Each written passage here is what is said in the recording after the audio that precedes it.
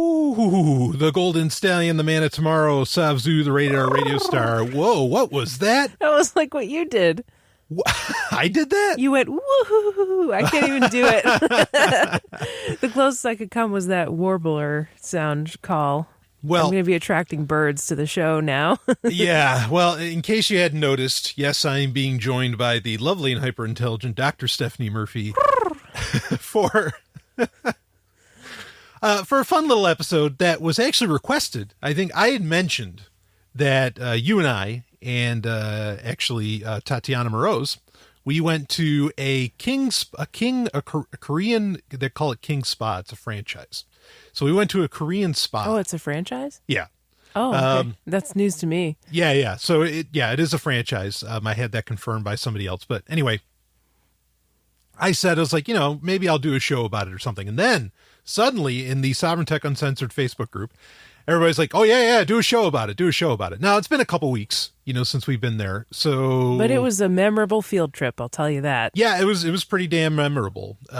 But yeah, anyway, we were in New York, and that's how we went to ended up visit going Tatiana for her birthday. Right. And she lives in New Jersey, right across the Hudson River from New York.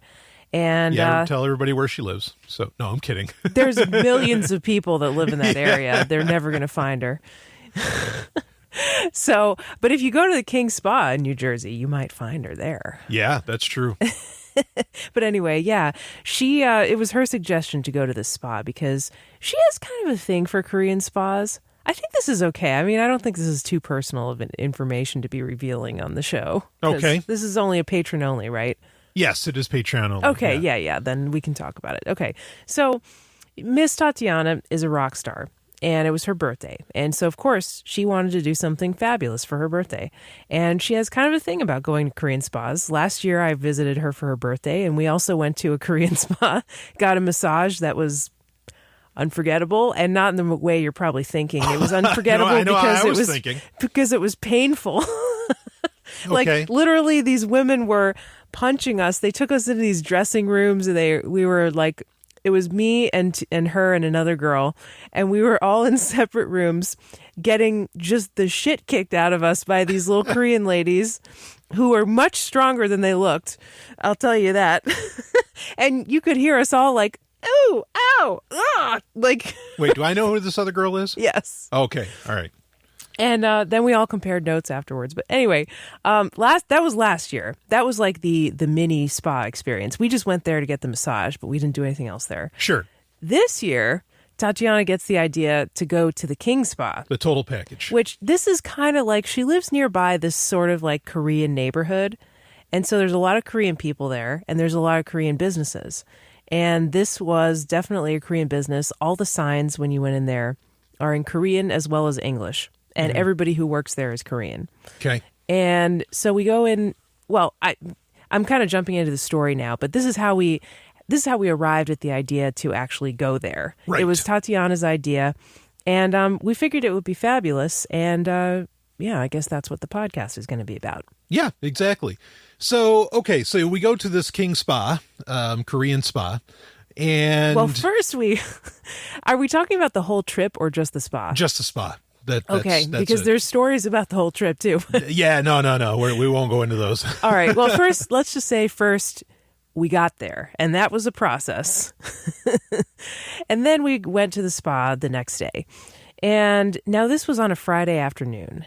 And most of the world was probably still working, but it was Tatiana's birthday. So we took the day off, went to the spa.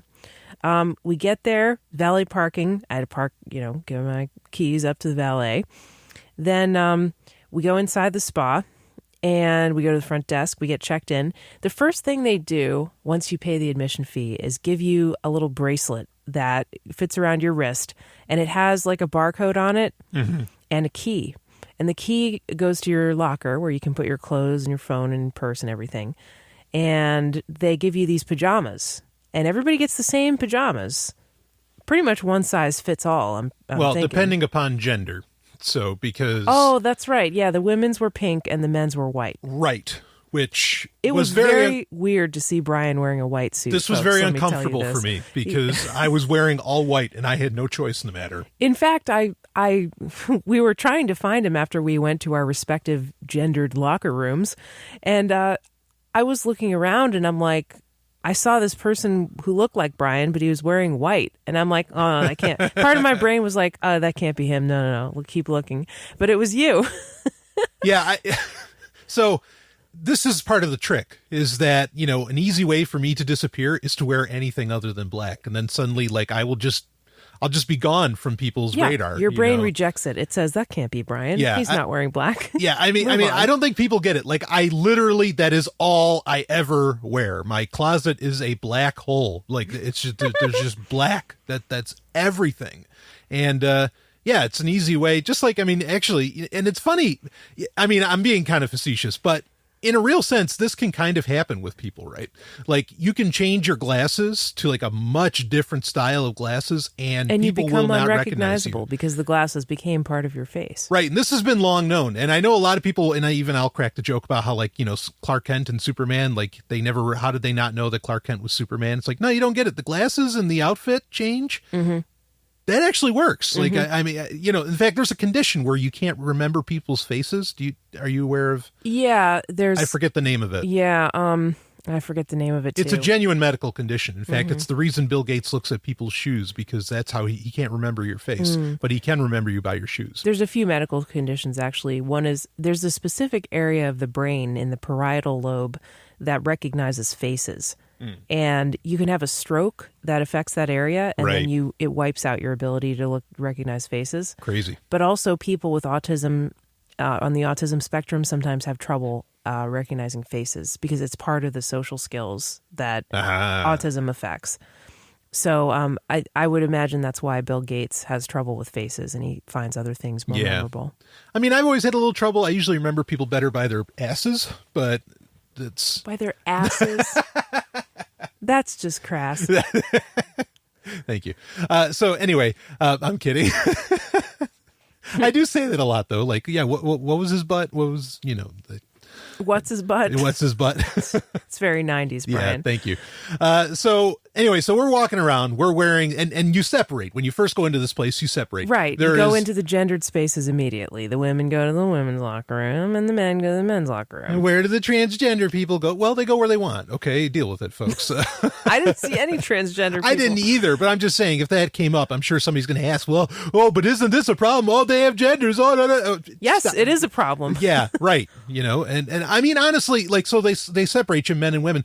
I wouldn't have cared if it was all one room. I'm not saying other guys it wouldn't have been a problem for or something like that. Well, if they had individual changing spaces, at least a booth you could go in to change or whatever. Right. That would be nice. Right. Or if you could wear bathing suits in the spa, that would have been fine. Yeah, exactly. So, because that's an important part of this, is that in the separate locker rooms, in the gendered spaces, there are nude areas. Yeah, and there's hot tubs, pools, massages, showers, all kinds of. And there is no hiding anything in those places. Let me tell you, folks. No, you're just it just says straight up on the sign. It says no clothes past this point. You don't have the option if you're going to respect the rules of the institution. Yeah. You cannot go in those nude spaces, but then you're not getting the full experience of the spa. Right. So they have these gendered spaces like the locker rooms, and within the locker rooms there is the nude part of the spa, I guess, that's separated by gender. So they have within the men's and the women's locker rooms, they have a room that's extremely humid and hot with several different temperature pools or hot tubs. Yep. And waterfalls, showers, sauna. A steam room. Yeah, steam room. Or a wet sauna, whatever, depending on what you call it, and a massage area. And you have to be naked. You're not allowed to wear any clothes in there. So if you want to go in that part, you have to take everything off. But then they have the co-ed spaces. They have a cafeteria with Korean barbecue and Korean food. Right. And then they have several dry saunas, which are hot rooms, 104 degrees. Some are even hotter than 104 degrees. And they have different things in the walls. They're like these little igloo domes, but it's not an igloo, obviously, because it's hot, not cold. Right. Well, except for the ice sauna, they do have one. Well, they we'll have, get to that. Okay, yeah. So anyway, they have hot and cold dry saunas in the co-ed spaces, and you wear the pajamas when you go in there. Mm-hmm. But within the men's and women's locker rooms and the massage area and the pools, you go naked. Right. So, but then eventually, and you can take advantage of all that. And here's the thing to understand, and I want to talk about this more in a little bit, but you pay a flat fee, and this place is open 24/7. Yeah. And you can spend all day in there. I don't know what the cutoff is, if midnight's the cutoff when you need to pay another amount or something. But I mean, you could stay in there all day long, and like I said, we'll talk about that more, but it's not like there's a set amount of time and you need to rush to get to varying things or to do different things. Yeah. You really have all day to try all of the different stuff in the gendered spaces, the non-gendered spaces, whatever, and you can rock and roll and have a great time. Yeah. You buy a day pass. Yeah, pretty much. And then you can do whatever you want once you're inside. Yeah, it's almost like a theme park, but it's a health spa. So yeah, it is like a theme park. Yeah. So anyway, so once you leave the gendered spaces, and maybe we can touch on those more, later. Well, the first thing we did when we got in, we paid the admission, we got changed in the locker room, and then we made a plan after we got changed, to meet up with each other in the cafeteria, right, and formulate a game plan. So we get changed. Somehow I find Brian, even though he's wearing white, and it was very difficult to identify him in the wild. And the first thing we wanted to do was get a little bit of food before we go try all this stuff. Well, first, let me explain the clothes. The clothes are just these very baggy affairs. Like, we didn't quite talk about that yet. Yeah. Nobody's walking around looking sexy. It's comfort. Yeah, I mean, totally. Yeah, it's pure comfort, and it's meant to hang loose on you. Yep, no phones allowed, so nobody has any electronics. Well, you can have phones. Oh, really? Yeah, you could. In fact, you could have phones and laptops. You can have all that. Oh, really? Stuff Well, there was a sign in the women's locker room that said like no phones beyond this point or something. So that might have been a specific area, maybe, because yeah. there were plenty. I mean, I walked around with my phone at varying points. I would go back and forth from the locker room because everything's relatively close by. I mean, this is like a multi-floor, like 3-floor area. It's a complex. It's a complex, but you can go back to your locker, unlock things, and grab your phone and put it back or whatever. You could have a laptop there. In fact, they had their own computers there that you could use. Like they had kind of public use computers and TVs. Yeah. Yeah, there was TVs. Those are one of the things that I wouldn't mind if they weren't there. I thought they were a little distracting, having the TVs. Like there's like these rooms where you can just sort of lay down, lay back, and relax, and like they just have this huge screen in front of you, and it's like, well, that kind of kills it. You know what I think the purpose of those were? I honestly think that's for people who use it as a hotel. It's just an excuse to fall asleep in front of the TV. Oh, yeah, because they have those recliners that kind of lay back. That's like instead of a bed. Yeah. You can sleep there all night. Yeah, that's true. So anyway, but point being is that, nobody's looking sexy here. I mean, you're just like, no, everything is very loose fitting and whatever. And it's what you have to wear. And I didn't see anybody other than the staff wearing anything else, or, anything different from that. So, and maybe you'd carry around a towel and whatever, because they give you 2 towels, one for your hair, which Brian didn't need, obviously. Right. And one for your body. Yeah. So anyway, we go to the cafeteria. We decide to that's where we meet up, and we do that first. And this is a full, it's all largely, East Asian food. But I mean, there's Diet Cokes, there's all kinds. That's what you cared about. Well, Can I get a Diet Coke? I'm just saying, I mean, that's something when they offer soda or whatever, but it's there. Well, the thing I thought was really cool was, I do really like Korean and Asian food in general. Yeah. There's actually a Korean restaurant in this small town that we live in, which is interesting because you wouldn't expect that. Not here. There's a great diversity of food in this town in New Hampshire, in this area of New Hampshire where we live, that's surprising, that you wouldn't expect. But anyway, so I'm familiar with Korean food. I know bibimbap and all that stuff. And they had kimchi bokum. Kimchi, yeah, there's lots of kimchi. There's lots of, vegetables and like vegetable soup. And so the first thing we had was, actually, let me paint a picture of walking into this cafeteria. So we go up to the cafeteria not knowing what to expect. We walk in. There's people congregated at tables and chairs, sitting down, laughing, having food, eating. There's, the place where the food is served.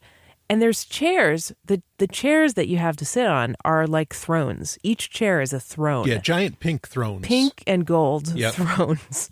Yeah, I mean, they really are. They're like thrones. I mean, even for my size, like my head easily rested back on them. Yeah, so there's they're massive. people laying down kind of across the chair. Right. There's people sitting in the chair. There's greenery all over the place. There's plants. There's Korean newspapers that you can read. There's Yep. TVs going. There's these wooden things that almost looks like on the outside. It almost looked like the outside of a yurt or something. Mm-hmm. There's these things covered in bamboo, and it has like a shelf that you can sit on, and there's these infrared lights kind of shining down on you, so you can basically sit there, and it feels like you're sunning yourself in the sun. Right. And you can sit there and talk to people or whatever, or eat or whatever you want. They had those kind of all over the place on every floor that you could take advantage of. But yeah. Yeah. And then in the middle of the cafeteria, there's a door to one of the first rooms that we didn't go in, but apparently you had to make an appointment for this one. And it was called the Brick Oven. Oh, this is the one that looked like the fiery. As a Jew, I didn't really want to go in there. Yeah, but see, as a Satanist, I did. And That's when you felt the biggest conflict in the whole trip. Yeah. It was called the Brick Oven, and it's heated with, like hot bricks, basically. Yeah. And so you can go in there. They have these little tatami mats that you can sit on and like a block to rest your head on if you want to lay down. And most people are just laying down silently. Sometimes people talk in the rooms, but so they had one room in the cafeteria. But so anyway, we walk in, we see the thrones. We're like, ooh, this is cool. We meet up with each other. And then we decide to order some food. One of the things they had was these baked eggs, which are really cool. They're basically tea eggs. So tea eggs are a thing in Asian cultures where it's a chicken or a duck egg, and they soak it in tea with soy sauce and Chinese 5 spices powder and Right. salt, and then they hard boil the egg somehow. Now, this was a tea egg that it appeared to have been baked. They said it was called baked eggs, and it had like speckles on the outside as though it had been browned in the oven. And so you could have 3 of these eggs for $2. And that was just the perfect snack. It was like the perfect protein thing. No carbs, just pure protein. And it was really good. So I had some of those baked eggs. They were delicious. Then I had I think I had a bibimbap. I split it with Tatiana. And they had these little appetizers. They give you little dishes of vegetables with anything that you order. And other, Yeah, soy sprouts, mung bean sprouts, kimchi, potatoes, other stuff, and then they give you vegetable soup. So, I mean, they give you a pretty good meal for what you get. And then to pay for it, because you don't have your wallet, you simply scan your bracelet, and it charges it to your tab. Well, now that was one of the more interesting parts. And this is an area where it sort of reminded me of when, and I already did a show about this, where you and I went to Kripalu, which was, that's a yoga retreat. It's not really, it's a yoga spa, maybe you could even call it that. It's not a Korean spa at all, but similar to where you can go to the cafeteria and, everything's kind of handled by, with that, you pay a flat fee. You don't have to use the wrist thing. But yeah, you just eat as you go and you're not carrying a wallet around with you. Because again, with these clothes you have on, there aren't pockets in any of these clothes. And so, even if you wanted to carry around your smartphone, you're holding it in your hand. So you're not going to have a wallet with you. So how do you solve this problem? And yeah, what they do is where you have the key for your locker, which is, a wristband, a silicone wristband or whatever. There's a QR code on there. And, if you wear it on your right hand and you scan it, put it up to the scanner, it's just like the mark of the beast out of the book of Revelation. It's positively, the Koreans are certainly the Antichrist. No, I'm kidding. I'm kidding. Half of that I was serious about.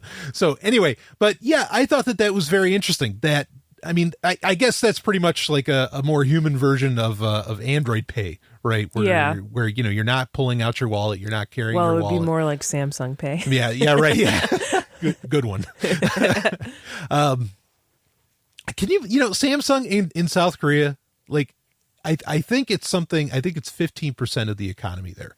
That is ridiculous for one company to be that much of a country's economy. That's got to be almost unheard of anywhere else in the world. So anyway, Yeah, you scan it and whatever, it gets charged to the credit card that you put on file that you paid for, with the place. Yep. So that was a nice touch, Yeah. like, okay, this makes sense. Yeah. So the upsells are basically you pay admission for the day pass. It's like $35. They have coupons. You could pay for that. Right. But if you want food, obviously it's extra. It's billed by whatever you eat. And then if you want a massage or other services like body scrub or other services like that, then that's also extra. Right. And you have to make an appointment for that at a certain time. So Tatiana and I wanted to get massages. Yes. So we made appointments to get a massage and an exfoliating scrub. And our appointments weren't till later that day. So, we figured first we'd have a little lunch in the cafeteria and then we'd go sample some of the rooms that are co-ed with Brian. And then we'd split off and Brian would go to the men's locker room and hang out in the hot tub and we'd get our massages. And that's what we did. So after the cafeteria, we were done eating. We went out and just kind of explored. And we found several of these saunas, these dry saunas. Now, they're all pretty much the same in terms of the temperature, but they have different, like, herbs hanging up, so they have different smells, I guess, slightly. They have, some of them are, like, covered in amethyst on the inside. Yeah, they have different properties. Right? Supposedly. Yeah, I mean, that's the claim, is that there's, varying crystals, there's the amethyst room. I mean, and you go in the amethyst room, like, you're looking at the walls, there are huge chunks. Yeah, of, opened up amethyst. I mean, it's really, really impressive. They had Himalayan salts covered saunas on the inside. That was cool. Himalayan salt, I think maybe there is something to that that's not exactly woo. Sure. I mean, you can't deny when you go into, at the very least, when you go into a room like that and you're seeing all a certain color, it does kind of affect your mood. And it has like a smell, like you smell certain herbs or whatever. Yeah. Maybe that affects your mood in different ways or does something to your body. I don't even know. Yeah. But they had all different kinds of rooms like that. Yeah, there was also the yellow mud room, Yep, which mud. the claim was, or kind of the mythology around it was that yellow mud is like the substance of creation. Not a crazy idea for any other culture. I mean, that's pretty much what, most of the Abrahamic religions play off of, being created from the dust of the earth and whatever. So that's not, a far stretch of a story if you're buying into mythology. Go ahead. Speaking of mythology, they had an Egyptian room that was going to be my next gold one to mention. and shaped like a pyramid. Yeah. Now this is interesting. Okay. Obviously the Koreans, like the tradition of Korean spas, very old, like, in saunas and everything there. I mean, been around for centuries, hundreds of years, long before I'm sure they ever heard of the Egyptians in any way, shape or form. But the Koreans independently do have varying, again, that same mythology, like the yellow mud, do have varying degrees of beliefs in what gold does, what pyramids do, the shape of the pyramid. So, I mean, because you're putting a pyramid in your fucking spa, it just makes sense. Well, what do these ugly Americans know about, pyramids? Well, of course, they think Egypt. And so they just go all the way. And I took some pictures. Maybe I'll use one of them for the, yeah. Okay. Yeah. I think I had my new phone. I don't know if I'd have to download it off of OneDrive or something, but I took some pictures of me in front of that pyramid. So maybe I'll put that in either the show notes or I'll put it as the cover art for this episode. But yeah, I mean, like there's, King Tut's visage is there. I mean, the whole thing.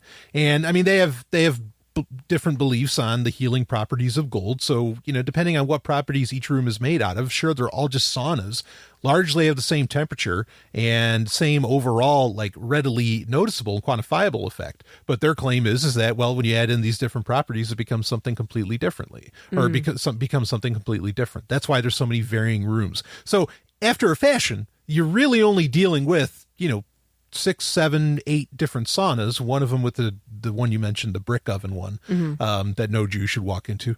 That that had a much higher heat. But the rest of them were all kind of the same thing, just each room is made out of different They're about properties. 104 degrees Fahrenheit, which is about the temperature of a hot tub as well. Yeah, exactly. So, but now there was... So you go in there and you sweat. I mean, you lay down on the tatami. You lay down on a mat and you can just chill out. You can stay in there for as long as you can stand it, but the kind of the point is to sweat. And you're wearing these thick cotton pajamas, so, they're absorbing the sweat and everything. I went in one of the rooms and I did a little bit of yoga. I was standing on my head. I was doing some yoga poses. noses. And you and Tatiana were looking at me kind of funny, but I thought it was good because the point is, I think from a health perspective, at least as I understand it, the point is to go in these hot rooms. Your blood vessels are going to open up to kind of try to dissipate the heat, off the surface of your skin. You're going to sweat a little bit. Mm-hmm. Hopefully that flushes out some toxins or waste products from your body. And the blood vessels are going to be dilating. Right. Then when you walk out into the cold, or when you drink some cold water, or when you go in the ice sauna, then the blood vessels on the surface of your skin are going to contract. So it's almost like a workout for your body, but also expunging these toxins and getting the lymphatic system moving, getting that fluid circulating through the lymphatic system, which a lot of cultures, really peg as important in terms of health and physical wellness.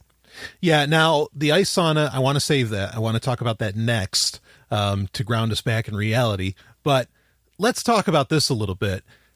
When we went into the first, might have been one of the Himalayan salt saunas, rooms, whatever. Again, these all look like little kind of igloos, unless they're the pyramid-shaped ones. Yeah, they look like a little hut. Yeah, a little hut, right. That, in fact, I just came to a realization. Yeah. That thing you were talking about earlier, those huts that you can sit around that have a bench on and it's supposed to feel like you're getting sun, those are probably the exteriors of the rooms you get to walk into. Yeah, I wonder from the other if it side. is. Yeah. Probably is. Anyway, so they're just being efficient. Okay. Anyway, so when we first go into the first one, like it's not long. First off, we're laying down and we're looking up at the ceiling of this, little sauna hut thing. And there's a giant Star of David up there. Yeah, it's a mandala, which is like a, Eastern kind of symbol. Yeah, these kind of symbols are used around the world. Mm-hmm. So nothing, one could get into, there are claims, I'm not going to get into this, but there are claims that, in fact, I might have even mentioned it to Tatiana when we were in that room, that the creation stories of Chinese mythology are very similar to the creation stories of Hebrew mythology. And this, I think that kind of started. What do you play Chinese checkers on? Well, Jewish right. star. Yeah. So, it's all connected, man. Yeah. So I think we were talking about that a little bit. But anyway, it ended up, I'm not going to go down that road right now. But it ended up, she asked, so do you guys, meaning you and I, do you guys think that these crystals actually do anything? Do you think that any of this stuff has any actual bearing? And we just instantly said, no, it doesn't do anything. And she's just like, wow, you guys are so boring. You guys are no fun. And everything she's asked is like, well, so what do you think happened at the beginning? It's like, nothing, it's just every answer of any kind of woo woo or mysticism or mythology or something is just an instantaneous, no. Well, I can sort of see a little bit of, especially for the salt room, when you have, just crystals of sodium chloride on the walls, and other stuff like iron deposits in there give it the pink color. Mm-hmm. That does get into the air because there's humidity in the air, and so those ions get in the air. When you inhale the saline water, it's almost like you're at the beach, and so you're inhaling not just water H2O, but water with NaCl in it, sodium chloride in it, and that when it hits your airway, it can help break up mucus. It can help clear your airway out. It's like getting a little bit of a saline mist. It moisturizes your nose and airways and stuff. So sure. I do think there is something to the salt rooms. As far as the crystals, the amethysts, I don't know. Maybe there's a connection, right? Like if ions of sodium chloride can get into the air, do any ions from the amethyst get into the air? I don't know. Clearly seeing certain colors affects people in different ways, right? Because like when we eat, what's more appealing? A meal that's completely gray and has no color, or a meal that's colorful? Of course, the colorful one is more appealing, and you actually eat less and you feel more full when you see a meal that's colorful and has lots of different colors represented in it. Yeah, there's a placebo effect after a fashion, right? Because of that. It's not even a placebo effect. It's like something about those photons hitting your eyeballs, the visual sight of different colors of food sends some kind of triggers some kind of hormonal signal from your brain to your stomach, and you feel like eating less. And so there's something to the idea of like seeing colors and exposing yourself to colors, and especially beautiful colors. It's relaxing, right? It's relaxing to see an image of a beautiful star made out of rocks on the ceiling. Something relaxing about being around rocks and natural stuff in general. And the heat, of course, I think that does stuff. It loosens up your joints. It gets your lymph flowing. So I do think there's something to it. You know, I'm not going to go so far and say like, oh yeah, the healing properties of crystals, because I'm not really sold on that. But right. You know, there's something there that's not unscientific. Sure, yeah, like there could be something, and this is the thing, you know, that with a lot of it, you know, salt, for example. You know, I mentioned, you know, kind of Hebrew mythology or whatever. In Hebrew mythology, salt is considered as important as there's three elements within Hebrew mythology that are like all have an equal worth and weight. One is Torah, which is the most important, but there are two things that are equally just as important and are compared to Torah. Those two other things are gold and salt. Salt is just as important as Torah. Me growing up, I actually had a condition where I needed to consume like large amounts of salt, otherwise I pass out. So like I always kind of had a little special connection to that point, you know. But anyway, so yeah, there are cultures where salt is considered like this incredibly important thing. Especially, I mean, I've been to South Korea. It's not exactly what I'd call an arid environment, but I know there are certainly environments where various cultures have cropped out of, where, oh, hell yeah, there's very simple scientific reasons why salt is so important. But my point being is that there are health benefits to that. And, you know, whether they're going overboard or they just wrapped it up in some kind of woo-woo nonsense, yeah, there's probably something to it. Just like with gold, there is some kind of, and not just as a store of value, there is some kind of historical that I don't know the answer to. I mean, I have theories, but there is some kind of historical precedence and importance to the veneration of gold. Okay. And, you know, gold has antimicrobial properties as well. Yeah, there's some genuine medical. As does silver, yeah. Right. Sure. Yeah. I mean, just be careful how much with silver you do. You can end up turning blue. But yeah, don't overdo the drinking the colloidal silver. Yeah, exactly. Get a permanent skin tattoo. Right. I mean, and gold, you know, gold has been not just in, you know, Korea, but certainly in all around the world. It's been a part of like really ancient medical texts over and over again. So yeah, I mean, as far as what reality there is to that, what truth there is to that, you know, I'm sure mythology and mysticism and scientific truth are all getting, you know, mixed up a bit. But there's something there. So, you know, and if anything, even if it's just placebo, even if it's just something like you're looking at gorgeous crystals that have what, this term might sound crazy to people, but I've heard this described when one is appreciating crystals, a chaotic symmetry.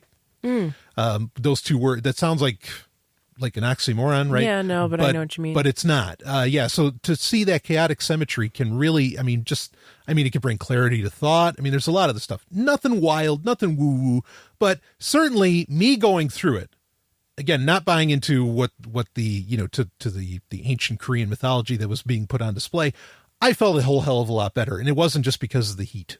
If anything, there was just being able to enjoy this whole area. Just having a minute to focus on yourself. Yeah. And to do something nice for your body. That feels amazing. Yeah. I mean, and anytime Tatiana wasn't actually talking, you know, it was very peaceful. No, I'm kidding. I'm kidding. Wow. That's a joke. It was nice. There were plenty of points of peace, and it was very, very nice. She is a lot more extroverted than us. It's funny because Brian and I, although we play extroverts on the radio, yes, we are both introverted people. Yeah, it's a total character. Absolutely. Yeah. And so we have a lot of just comfortable silence, you know, like we do have great conversations and we talk a lot to each other. We have the more most than epic we would conversations, quite frankly. We do, yeah. but because we're comfortable with each other, yeah, you know, we don't talk like that to just anybody, you know. No, right. It's like a very special thing. But yeah, a lot of times we need a lot of quiet and a lot of alone time in order to recharge and feel peaceful. Yeah, and it was so nice to disconnect. Yeah. For a while there. Like, I mean, and we got it at the spa. That's what I was saying. Like we were really able to just take that inner time and just heal up. Yeah, absolutely. It was really like just those aspects of it were really wonderful. And getting the good sweat in, that feels great too, but anyway, to get grounded back in reality. So I don't mean to put words in your mouth, and you can correct me, but like, we don't put much stock in kind of their claims of, oh, these crystals are doing something for your chi or your energy or something like that. Not those specific claims, but I think there's so much valuable stuff in Chinese medicine, in Indian Ayurvedic medicine, and whatever the Koreans have figured out as well. I mean, they've got so much right about the body and about medicine. And folks, this has been around for like 5,000 years longer than Western medicine has. Yeah, I know, like Western Asian, doctors love to get really arrogant and think that they have nothing to learn from other medical traditions, but it ain't true. I mean, we humans have had the same bodies for millennia, and people started trying to learn about them a long time ago, and they figured out a lot of stuff that was very valid. Herbal medicine, things that go wrong in the body, diseases, how to treat them, how to take care of your body and do maintenance on it, how to respond to sort of the common chronic conditions. Western medicine is horrible at treating chronic conditions. It's great if your life is in danger, if you're sick, or if you break your arm or something, but it's not very good at doing something like, for example, reversing diabetes. When you have problems with glucose tolerance and then, you don't want to slide into full-blown diabetes, what do? Well, I think a lot of the more holistic medicine is better at that, treating those chronic conditions rather than just take a pill for the rest of your life. Yeah. I'm not really explaining that great, but like, I'm just saying that I respect those medical traditions that are outside of Western medicine, and I always have. Yeah, same here. Absolutely. I mean, not to say that there isn't some kind of mysticism wrapped up in that, but understand. There's mysticism in Western medicine too. Oh, fuck yeah, there is. I mean, look at the dogma. For years, I always forget his name, but we just talked about on Sex and Science Hour the discovery of Helicobacter pylori causing ulcers. Oh, right. And the doctors didn't believe it because they had dogma that said ulcers are caused by stress, and they didn't believe this guy that was saying, no, it's actually a bacteria and it can be cured with antibiotics, until he drank the freaking bacteria and then cured himself with antibiotics. So traditions and dogma die hard in Western medicine. A lot of doctors, you have to learn a lot of stuff in medical school, and they don't always take the time to stop down and ask, well, where did this idea come from exactly? Mm-hmm. Why do we believe this? They just kind of say, okay, well, this is the way I learned it in medical school. All right, it must be true. And they don't bother to look into it any further than that. So there's plenty of mysticism in Western medicine. Yeah. Absolutely. We don't think of it that way. Right. So, and I'm sure there's plenty of mysticism wrapped up in what gets talked about, in thousands-year-old, medicine, East Asian medicine. But at the same time, I think, particularly the farther you go back in human history, the more humanity to be able to survive required a fine grasp of cause and effect, and had to recognize, or otherwise they'd just die. If they didn't pay attention to cause and effect, there was no grander civilization to save them or something like this. I mean, it's a life or death affair. And so, yeah, I think they notice things that probably everyone else around the world may have forgotten. I mean, and this is true for many a culture, not just East Asian, certainly. But anyway, so that was enjoyable. Why don't we ground it back into what was my favorite particular sauna available there, which was the ice sauna. I knew you were going to say that. Because I am a cryophilic fellow. Oh, yes. I love the cold. And I like the cold too. Yeah, it was, you go in this, you're pretty much walking, if you've ever worked fast food, you're more or less walking into a little hut and it's a little hut with little tree stumps for you to sit on within it. It's definitely the smallest sauna of the bunch. You just sit down in it. You don't lay down in it. I wish I could have. But it's like if you've worked in fast food, it's like walking into a walk-in freezer, or maybe even a walk-in cooler. I don't even know. I'm not exactly sure what temperature it was at. Well, there were icicles on the walls, so it must have been around freezing. Well, on the pipes, which on the pipes, that were cooling it. That creates a different, that can come from a different You're right, condition because there was water kind of dripping from the ceiling. Right. But so I would guess it was around the freezing point, 33 degrees Fahrenheit or something, 32 degrees. Yeah. Yeah. 33 is when it melts. 32 is freezing. Yeah. So, so you sit in there and you hang out in there, and of course you can hang out for as long as you want. But it feels good. I mean, you can explain to me, Stephanie, or explain to everybody, what the benefit of, say, maybe you go into one of the hot saunas and then you go downstairs and you go into the ice sauna. I mean, go ahead for that. Well, number one, it feels great. Yeah, I'll say. If you've just been in a hot sauna and you're like, okay, I'm getting sick of this, I'm a little too hot, let's cool off. Then you go in the ice sauna and then you cool off and you're like, I'm a perfect temperature. Okay, I'm getting a little too cold. Now let's go cool off. Now let's go outside and go back in the hot sauna. Right. So it feels good to alternate your temperature, or to get it to deviate from normal body temperature for a little while and then go back to the norm and sort of fluctuate like that. Absolutely. But the real benefit, I think, or one of the real benefits, is that it's almost like a workout for your skin and your vascular system. Because like I said before, when you go into a warm environment, the blood vessels all over your skin dilate really wide, and that lets more sweat out. That lets you dissipate the heat in your body that it kind of tries to cool you down. So it's dissipating that body heat out through your skin. Mm-hmm.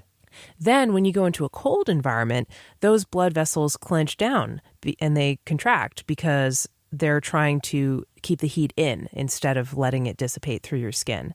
And so you have a huge network of capillaries all over the surface of your skin, and they're very responsive to temperature changes. And so if they're dilating and contracting, that's almost like a workout for all that little smooth muscle in all of your blood vessels. And also it has the added effect of acting like almost like a pump to get the lymph, which is the fluid, the fluid that's like in our tissues and outside of those capillaries. It moves that fluid around so that it goes into the lymphatic system. In the lymphatic system, that's where all the shit gets cleaned out from your body. And it exposes foreign proteins to your immune system, so your immune system can get bacteria and go, sick the dogs on them and get rid of them. It gets whatever gunk is in your tissues, the acids and stuff that you make when you work out or just when you do metabolism in general. It gets rid of those and it excretes them through the kidneys, through your urine and maybe through your sweat and your skin. And it just basically cleans out the trash from your body. So that is what I think is the benefit of going in these hot and cold things. Now, there is another benefit too. There was just a study that came out a couple of years ago saying that going in hot saunas actually increases the expression of this gene called the FOXO transcription factor. And that is a gene that can activate other genes that are said to increase lifespan. Oh, we need to get a sauna. I know. I feel the same way. We really do. And a lot of people rave about cryotherapy too. These athletes where they say... this is a popular thing now. Yeah, like after you do a hard workout, you jump in a cold pool. Right. Or if you get injured or whatever, you can, put ice. Everybody puts ice on an injury if they injure your ankle. Well, ice or heat. Yeah. They do one or the other extremes. Yes. Yeah. At first, you're supposed to do ice, and then you do heat and ice alternately to get the blood flowing to the area and clean out the shit, like I said. Right. So, yeah. So there's very good reasons why alternating hot and cold temperatures could be good for somebody. And just, anything that kind of gets the lymph flowing is good. Massage is another thing that takes all that fluid and milks it out of the tissues and into the lymphatic system again. Yeah. And of course, massage feels good, but you see the extreme example of this when people can't move around because of mobility issues, or they're stuck in bed or something, and their ankles and feet get swollen. That's the first thing you see. But all around their body, that fluid is kind of pooling up in their extremities because they're not moving those pumps, the pumps in the veins and the pumps in the lymphatic system. Yeah. And so in order to get the lymph circulating, you got to move those pumps. You got to do some kind of movement, and, doing the hot and cold temperature counts because it's moving your blood vessels and pumping. Right. Yeah. So, okay. So there, all that very scientific. This definitely, helps out. Certainly with the ice, with the ice sauna, like I just enjoyed the feeling. I love that. Oh, it cold feels feeling. great. Yeah, it's phenomenal. I could have sat in there forever. Tatiana was like, "Oh, I don't know how you guys do this. I got to get out of here." It was funny, but it felt really good. In fact, when you two went off to get your massage and everything, which we'll talk about in a minute, a lot of my time was spent just sitting in that ice sauna because Oh, wow. Yeah, it was so wonderful, doing that. There's another thing they say about the cold too, is that it can activate brown fat. Right. Now, most of the fat that we have as adults in our bodies is called white fat. Brown fat is same as white fat tissue, but it has more density of mitochondria in the fat. And mitochondria are the power plants of the cell. And so what do? They take those fatty acids that are stored in the fat cells and they burn them. And so brown fat is very good at burning stored triglycerides, fatty acids. Yes. And so there's this idea of like, what if you could lose weight by simply sitting in the cold, right? Because then you would activate your brown fat and it would cause you to burn a bunch of fat that you wouldn't be burning otherwise because your body needs to do it for heat.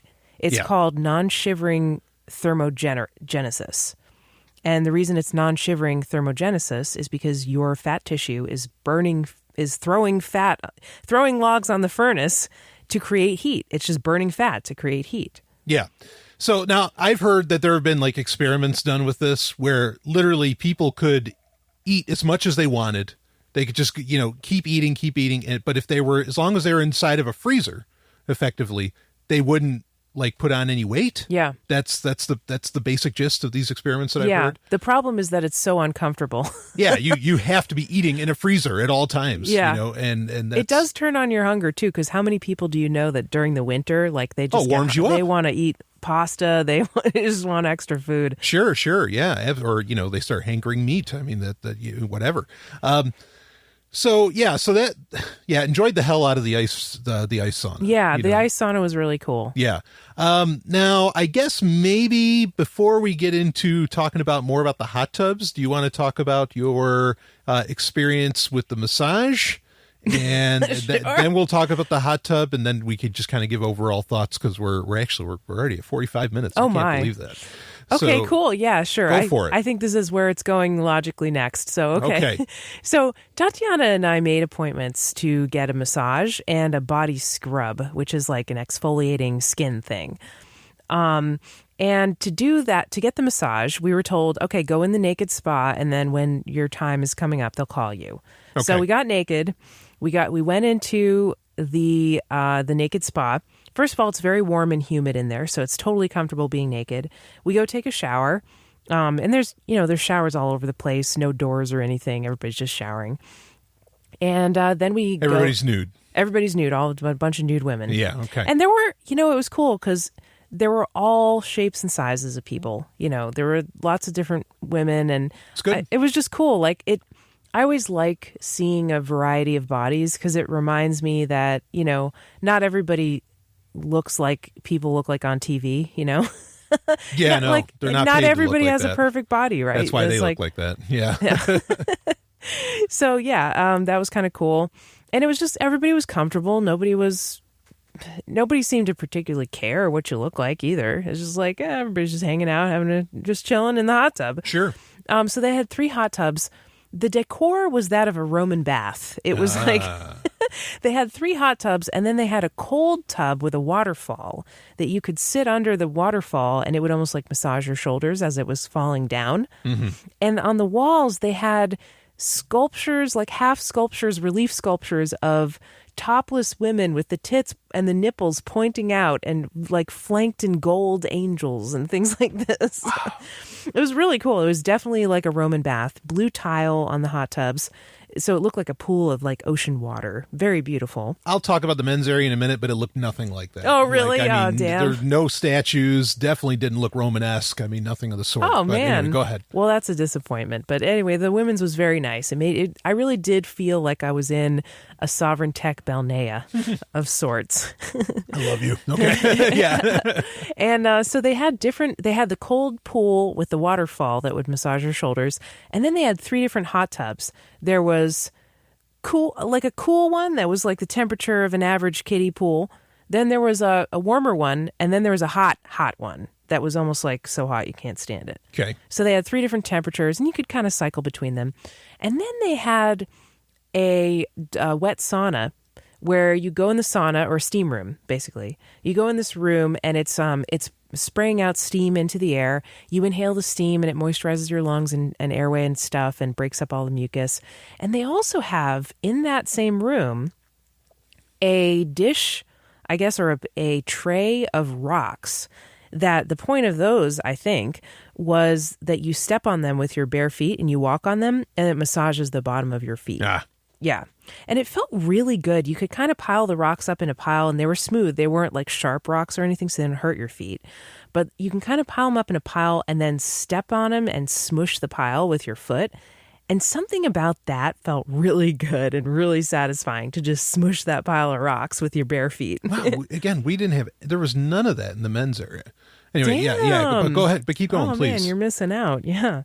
So, we went in there and, actually, I went in there. Tatiana said, okay, I'm getting out. This other woman was in there and I was kind of checking her out a little bit. I thought she was attractive and she started talking to me a little bit. And so I just, I chatted with her, just be polite. I'm like, oh, this is a good chance to just practice talking to people in any situation and be gracious about it. So, that was kind of fun. And then, so after a while, we rotated around all those things. After a while, we got called for our massage. And these Korean ladies are wearing basically lingerie. They're wearing like a black bra and panties. Okay. And they are the masseuses. And they're the only ones that have any clothes in this whole joint, yeah. That we're in the whole room that we're in. So they take us over to the massage tables. And the massage tables are unlike any massage table I've ever seen. Usually it's like a bed almost. It's like a cot where you lay on it and it's covered by a sheet and you have like there's like a face pillow that lets you keep your neck straight but look down and has a hole for your face so that you can breathe. Uh-huh. Well, these were not like that. This was a pink table covered in, it was kind of like soft, like padded, but it was covered in plastic or vinyl on the top, like some material like that. And it was slippery as fuck. And so the lady goes, okay, get on the table. I lie on the table completely naked. Now I'm wearing no clothes. She's wearing a bra and panties. That's it. Uh-huh. I found out why, because then she takes this bucket of water.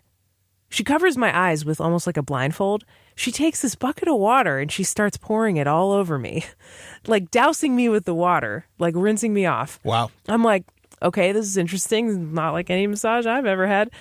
Then she takes a block of soap and this rough glove and she starts like tapping the soap and then rubbing my skin, like exfoliating my skin. She starts at the feet and she works her way up the legs. And this was the body scrub portion of the massage. So she's scrubbing my legs. Feels really good. She gets up to the top of my body and she's doing my arms. And my eyes were still covered by this blindfold, but I kind of like looked, I guess I opened my eyes a little bit. I looked over to the side and there were these pieces of like gray shit on the table. I'm like, oh man, that must be like soap or something. No, it was my skin. Yeah. That was the point of this thing, was to get rid of the dead skin. And so yeah, she scrubbed my whole body and these like curls of like dead skin are coming off. Oy. Yeah, it was rather gross, but then at the same time I was like, okay, this is why you need this service, Yeah, right. This is why you need to exfoliate. So that felt great to have all that exfoliation done. My skin was extremely soft. After the whole thing was done, she pours another giant bucket of water on me. And then she rubs me down with like almost like baby oil, like some oil. Okay. And by that point, my skin was totally glowing. She goes, "Okay, shower off and go in the sauna, and we'll come get you when the massage is ready," because they had to clean off the table and stuff. Mm-hmm. So at that time, Tatiana was done with her scrub as well. And we're like, "Oh my God, we're so soft. Holy shit, look at us. We're so soft." And we were just comparing how soft we were. Took a shower. Then they come get us again for the massages. So we go back to the massage table. I get up on the table. The woman just pours baby oil all over me. And then she like starts spinning me around on the table because she could. Because I'm so slippery. It's like a slip and slide. She like hooks a towel around me and she's like twirling me around just with this towel. It was crazy. Wow. Yeah. So then they start the massage. He's like kind of massaging my back and my feet and my legs and all that stuff.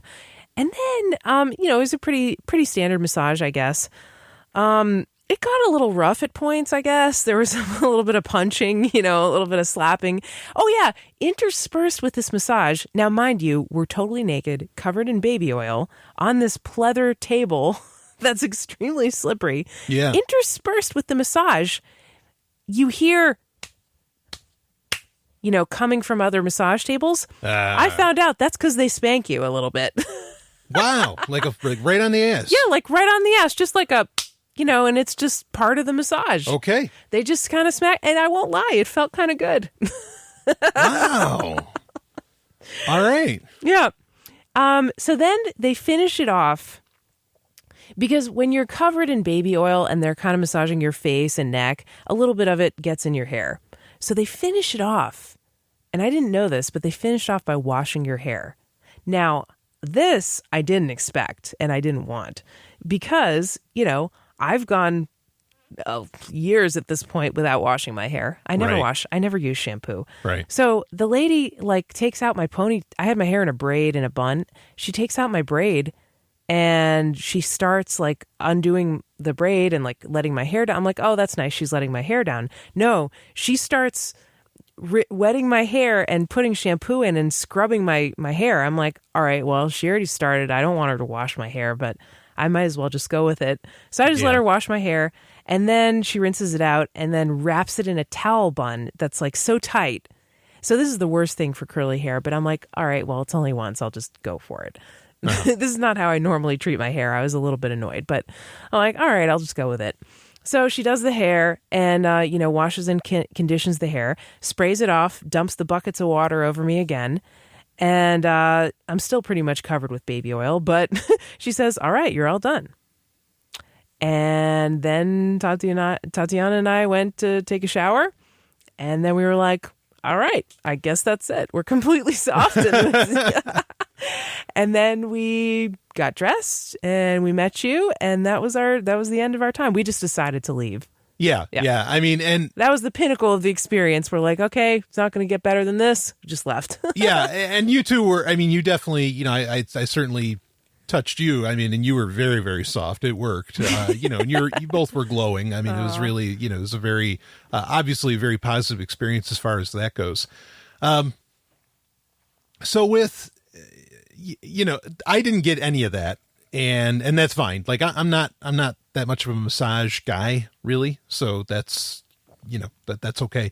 But the men's area, as far as what you were describing, where, you spent time in the shower and the hot tubs or whatever else, was kind of interesting. Not to say, I've been to, a few of the South Asian, Southeast Asian countries myself. So it's not like it was a totally new experience as far as that goes, but it was interesting. Obviously this place is not meant primarily for guys.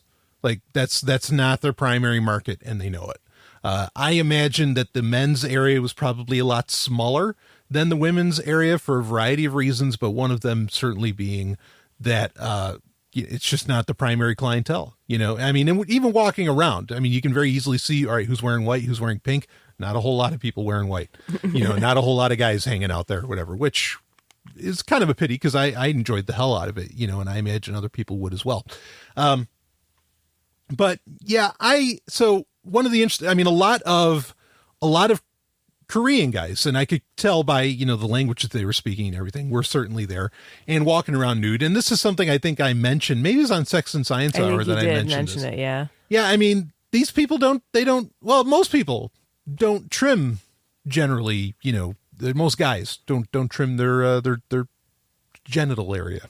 Their pubes. And pubes. Yeah, right. And well, maybe that's a smart thing, because we just read that story on Sex and Science Hour about how many people get injured grooming their pubic hair every year. That's true. I'd still do it, but anyway, regardless, that was interesting. Brave the risk of injury. Yeah.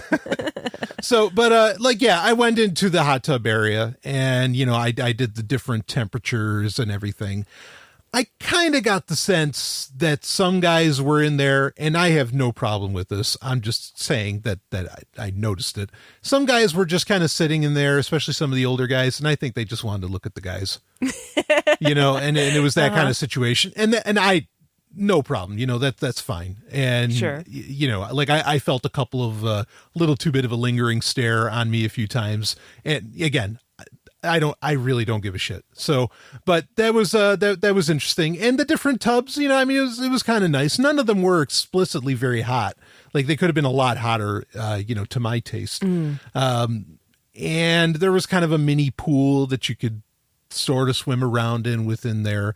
That was kind of nice. So, but I enjoyed that. And there's showers and other stuff, but otherwise there's not a whole lot really to say on what was available in the men's area, other than it was really nice to comfortably and socially acceptably just walk around wearing absolutely nothing. Yeah, I agree. It was a very comfortable environment, and it was very I really think the whole attitude or culture of the place was just very relaxed about nudity.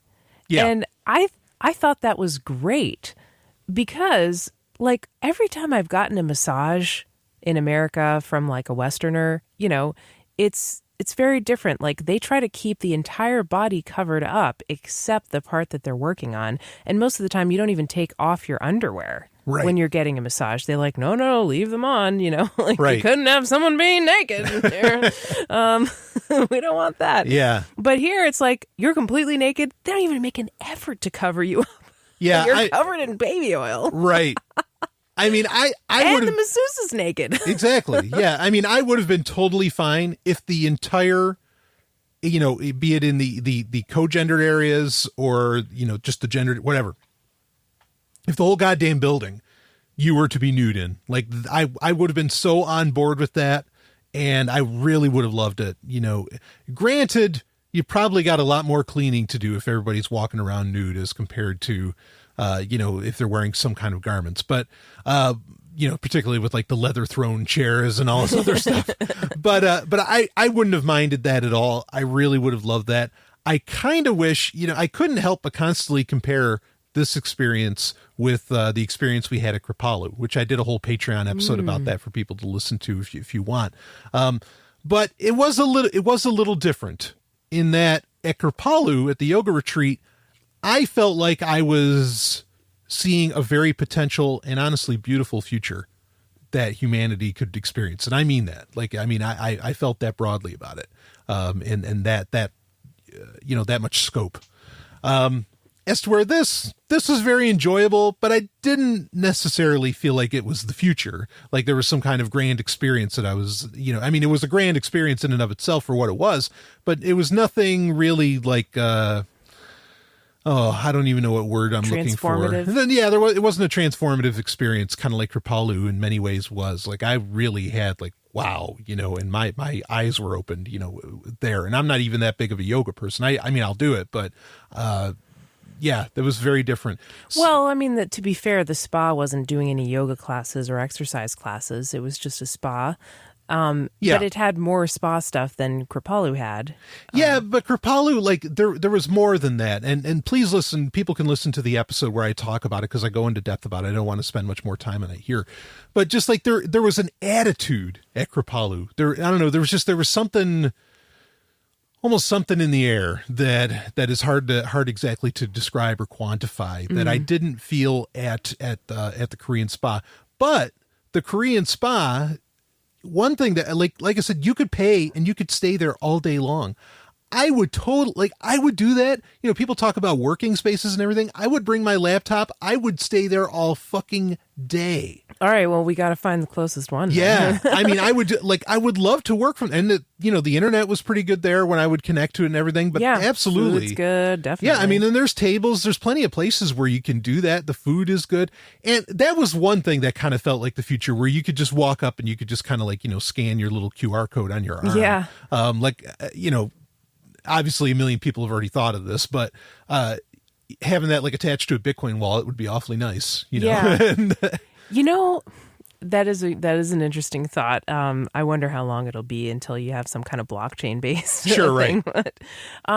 But one thing I was going to say, that one difference I noticed between Kripalu and this spa, and part of it is probably the cost and the area where it's located. Yeah. But there was so much diversity of racial backgrounds and ethnic backgrounds in the Korean spa. Like, it was not just India, Korean. The customers were not just Korean. Yeah, yeah. I know you said there were a lot of Korean men there, but I mean, for the women, it was all different kinds and colors of people. No, you're right. And I thought that was really cool, because I grew up in a pretty white area, and it's not often I've been in a locker room with women with a diverse array of women. Yeah, so much POC. Ages and colors and sizes and shapes and everything else. So I thought that was cool. Kripalu was very white as far as the clientele, which is ironic because it's a yoga thing, and it's yoga comes from India. Right. But who are the yoga teachers in America? Well, it's white women and men. Yeah. A lot of hot young white women and some men, Sure. And the other thing at Kripalu was a lot of the staff were people of color, but the clients, the people who were going there, the cleaning staff. Yeah, exactly. Yeah. The cleaning and the kitchen staff were I saw a lot of Black and Latino people. Yeah. And the clientele were almost universally white people. Sure.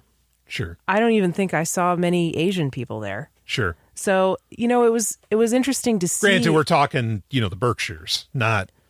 Yeah, it was in Western Massachusetts, right. But, Springfield, Mass is right there. It's not like there's no people of color in that area. I get it that maybe northern New England, the higher you go, the more white it is, basically. But I don't know. I think maybe it was a class issue as well.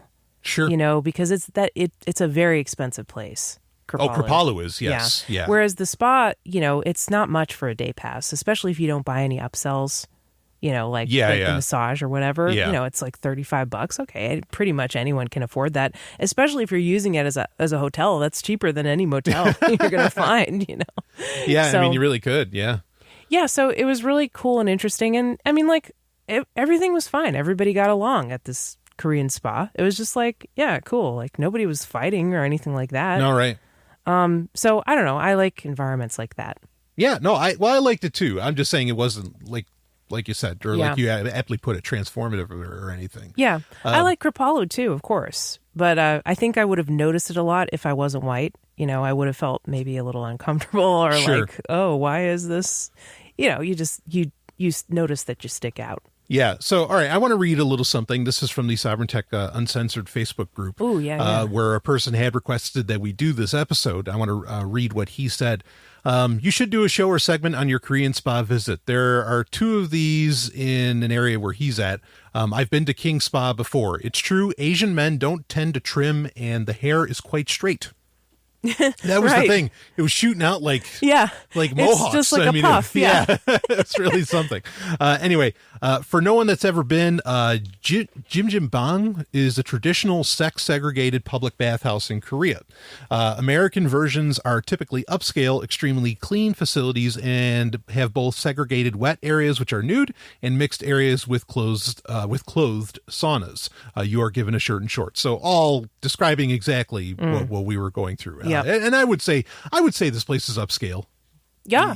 Certainly. And it seemed very clean. I mean, I wasn't worried about anything as far as the cleanliness goes. Yeah. So closed saunas of varying temperatures as well as lounges and a food bar. After you arrive, you disrobe, store your stuff in a locker, and shower and clean yourself thoroughly. You can then either stay in the wet area, which would be like where the hot tubs are, he says that, and enjoy one of the multiple hot tubs, steam room, or dry sauna, or get a full body scrub. You'll observe a different cultural attitude and may see 3 generations of men and boys enjoying the bath together. For anybody concerned, no inappropriate activity is obviously allowed, and I've never observed any at King or any other spa.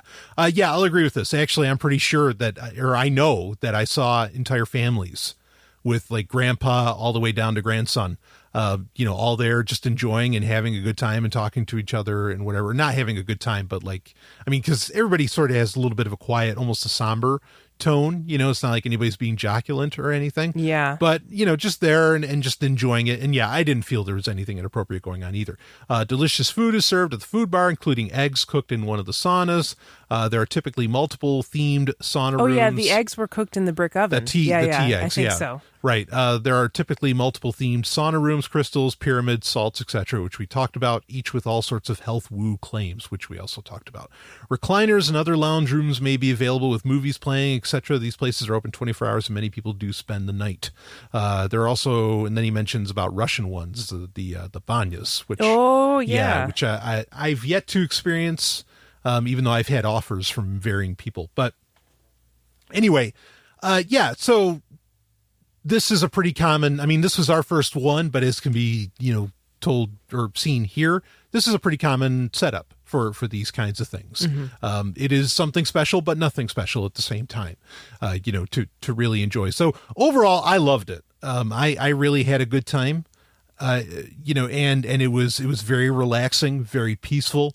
It's definitely one of those things where, hell yeah, I would have stayed overnight. Fuck. It's just, and because that they do, like you described, they did have these huge recliners and very quiet rooms where, you could just, you could just zonk out, and boy, I would have. Oh yeah, we didn't even talk about that. They did have these rooms with giant leather recliners. Yeah. And a lot of people were reclining on them. Yep.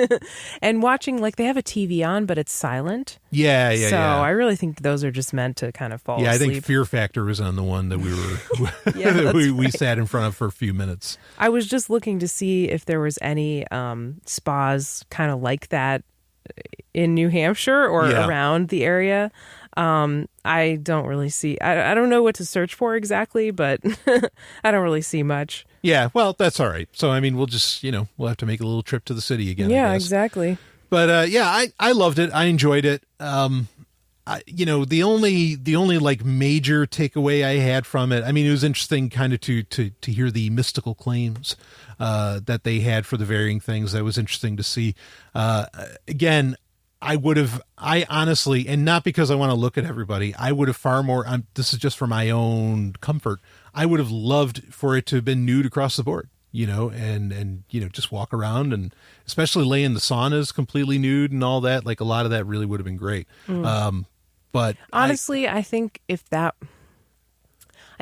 were normal, or if that were a thing, it just wouldn't be a big deal. It's just I would hope. So what? Another naked person, Yeah, I would hope that after a few minutes, a nudist colony environment, Yeah, exactly. And I could see where it'd be a problem, and where you'd probably, you could end up there's probably a degree of a price ceiling that you'd want to create to where certain people couldn't, maybe attend that. I don't know how that would work out. I totally admit a good chunk of humanity is not prepared for just seeing people walking around nude all the time. Mm-hmm. They're just not. But I would have enjoyed it. That's about the only thing I think that could have made it a little bit better of an experience. But I I have no complaints. I really enjoyed the hell out of the whole thing, and it was a very refreshing day. Yeah, I thought it was awesome. So yeah, I mean, do you have any quick closing thoughts? Just that I wish I had the recipe for those eggs, because I would eat those every day. Those were so good. Yeah, their food overall was really good. The dumplings were good. I had dumplings. I have to have those wherever I happen to go. And Brian loves dumplings. Well, so I used to travel the world pretty good. It's the one food you can find anywhere. I mean, it has different names. Every culture has dumplings. Every culture has fucking dumplings. And so it's almost like a Philly cheesesteak. You're just guaranteed, all right, this will be fine. It's a dumpling. Even if it's just, I don't know. It's like a pierogi or something. I mean, wherever you end up happening to be. I was thinking pierogies. Yeah. I love pierogies. I mean, I don't eat them often. It's only whenever I go out, because I try to keep things low carb. But anyway, so anything else you wanted to say, Stephanie? Sorry, I might have cut you off there. The only thing I want to say is I want a call to action for the listeners. Okay. If you know of any similar places, especially ones that are nearby to us in New Hampshire, like within driving range, that are accessible to us to visit within, let's say, a 3-hour drive, please let us know. Give us suggestions, because I would love to go on a spa tour and just take a day off whenever I feel like it, and go. We did have a listener. This is totally unrelated, but we had a listener who sent us passes to the Museum of Science in Boston, as well as a parking pass. This is true. And he said, here, go, have these tickets are good for 6 months. Go, have fun, have a good day on me. And I thought that was just so cool. So yeah. We're going to do that. But if you have any recommendations for spas, we would love to, we'll take any excuse. We'll do a review of it, Yeah, in the New England area. Yeah, much. or if you own a spa, we could do a podcast about it. Hell yeah. We'll review it. If you give us free tickets or whatever, right. Give us a pass and we'll do a little review. Yeah. So anyway, Stephanie, thank you so much for being on. And thank you for the listeners for saying, yeah, no, we want to hear this. So we did it. And thank you, Brian. Yeah, it's fun to do a podcast with you. Yeah, always is. So, and thanks so much to all the patrons for making this kind of content possible. Of course, affords us to do it. So, I will see you on the other side.